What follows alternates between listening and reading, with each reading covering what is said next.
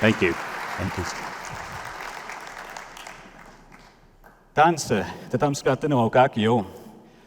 I'm grateful to be with you all today. I'm here to bring a message of hope, resilience, working together, thriving together, and doing the best we can with what's in front of us. As a kid, I was always told, work with what you have. Whatever's in front of you, don't compare yourself to other people. Just because someone has something more than you doesn't mean that you can't work for that. Some of the things I'm going to share with you today, ladies and gentlemen, come from before my time. They come from my ancestors, been passed down from generation to generation. And I'm going to share them with you in teachings. That's how it's translated in our language, these lessons that have been passed down, because there's no textbooks in our cultural path. You have to be there in person, listening to an elder, sitting there, speaking to young people. And as children, we used to bow our heads and give our ears, our attention to whoever was speaking.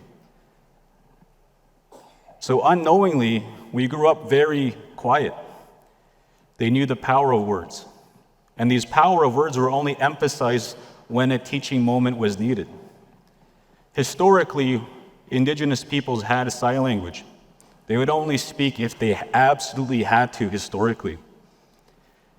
So I'm going to share some of these teachings today to try to help all of us to move forward. Because my goal today, ladies and gentlemen, is as we leave these doors, that we go back to our municipalities as leaders,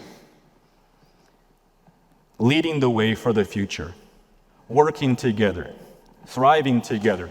But in order for that to happen, where we are trying to get to, we have to work on this. Everyone has this, a mindset. In order for things to change, this has to change. We have to grow up here. We have to learn things. We have to meet people. We have to get used to sitting side by side as friends, as allies, with every single person in every background in this country. I often get asked, Kendall, come and help us. We want to know about indigenous peoples. We want to know how to work with you. We have a reserve right beside our city, our town. We don't know how to talk to each other. So oftentimes, I'm very blunt where I go. And I try to say, well, have you actually gone to visit each other, have coffee, take proper protocol to approach an elder, to ask them to come speak to your group, speak to your city? I'll give you one teaching while I'm up here to touch on this area. Anytime you're going to approach an indigenous person for guidance, you want to bring him in to do a presentation, always, always, always start with tobacco. You give that tobacco because that's how it's respected in our culture, in our reserves all across this country. Tobacco, you give that, along with a gift, something to compensate them for their time. It's in all of our ceremonies and all the things that we do. We do that to honor and the way that we are taught, which is totally different from when I come out here in the mainstream. I had to learn to live in two different worlds and adapt accordingly to this world and the other world. Because when I go back to this world, my home fire, my bubble on my reserve of Sweetgrass, I don't speak like this. I don't talk like this.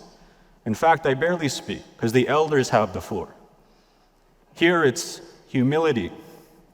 Humble, you have to bring yourself down to earth. When I come into the mainstream, it's about marketing. We're trying to grow, we're trying to do things to increase our sales, our marketing, trying to hire people, retain people. It's a different way of looking at things. So in order for us to bridge the gaps with the people that we serve, we better make sure we understand each other. I want you thinking about the best friendships you've had in your lifetime. Who were they? Who are they? There's a good chance that you know certain things about them that no one else knows. There's a good chance that you've taken the time to listen to them, to sit and have coffee together, to sit and laugh, feel all different types of emotions. That's the secret to moving forward together in the future. But in order for that to happen, we have to put old stereotypes in the past, leave them there. The future is inclusive. In order for us to get there, we have to get used to working and sitting side by side. Where does this start? They often ask me, Kendall, where does this start? How do I do this? Well, it's as simple as this. Many of us in this room are parents. Some of you are blessed to be grandparents or great-grandparents. And you are leaving a legacy to your children. The legacy to your children are the teaching moments that you're teaching them. How to interact, enter a room, shake people's hands, look them in the eye, and so on and so forth. You're leaving them with tools to better this world in whatever path they've been chosen to lead. Now, in order for things to continue to get better, we have to ask ourselves and look within ourselves and ask, are the things that I've learned in the past helping me to get to where I want to get to in the future? Sometimes we have to leave negativity in the past. Sometimes we are told things about this world that we have to leave in the past because the future doesn't operate that way. We all know people, you all know who I'm talking about. Sometimes they're close relatives, sometimes they're friends, sometimes they're coworkers. I've had a chance to work with a lot of people, world-class entrepreneurs, world-class speakers, world-class CEOs. There's one thing in common. In order to get somewhere, in order to achieve a certain different level that you're trying to achieve, you have to change and you have to learn accordingly. You have to leave negativity in the past. You have to forgive. You have to work on yourself. You have to be willing to meet people, put yourself out there outside your comfort zone. I was working with a client here in Alberta last year, and they asked me a question. Kendall, I'm right beside a reserve. How can I work with them? I said, did you ever go talk to them? No, I've been emailing, I've been calling, no one's getting back to me. It doesn't work that way with us. We're relationship-focused individuals, sitting, talking together, like how it used to be, pre-technology days. Our elders, our leaders are very much like that still. So I forced them to go and visit this reserve in central Alberta. And you will not believe the conversations that took place following that meeting. It went from being scared to going to the community, talking to people, not just one, but all over the place. They're now supplying the fuel at that reserve.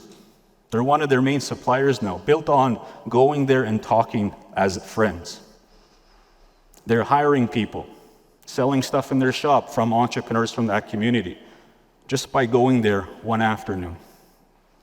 So my question to you, what are the things that we're doing individually, not as a group, but individually? What are the things that we are doing to help us to get better? We should always be continually striving to grow, to keep moving forward. We have a tough job in this room. Many of us are elected officials. We're elected, we've been chosen to serve, chosen to help. And it's going to be some tough days. You're going to go through times where you're going to want to quit. You're going to go through those times when you're doubting every decision that you've made. But every time you go through those dips, there's a blessing there. Every time there's a challenge, there's an opportunity. It just so happens that as society, we've conditioned ourselves to dwell in the challenges, dwell in the problems, only to realize that it was setting us up for something to get stronger from, to grow into for the future. You look back in all of our lives, I give you a chance right now to think about one of the greatest challenges you had to overcome as an individual. Think about that right now. I want you to look back on the time frame. What was it like going through that? And I want you to bring yourself back to the present and be like, I know why I went through that. What was the teaching moment? I'll give you one example, okay? I am a speaker. How I speak today was not how I spoke as a kid, was not how I spoke in university. I went to university to become an educator. That was my focus. I was like, I want to become a phys ed teacher. You know, I played some volleyball. I actually lived in northern Alberta for 2 years. I went to college. I played some volleyball. I came back home and I said, I want to become an educator. I want to help through sport. But I was shy. I was timid. I was scared to speak. I was scared to get up on a stage. First time I ever got asked to speak, there were stairs like that, but they were much higher. I mean, that stage was probably this high. They called me up, I'm jogging up, and I jogged all the way down, falling down. Everyone's laughing. My face is beet red. Could have stopped there. If it would have stopped there, I wouldn't be here with you today. That's an example of how life works. Not just on our individual path, but also collectively in the municipalities that we serve. I want you thinking about your path throughout the days leading up to you going back home to your home fire.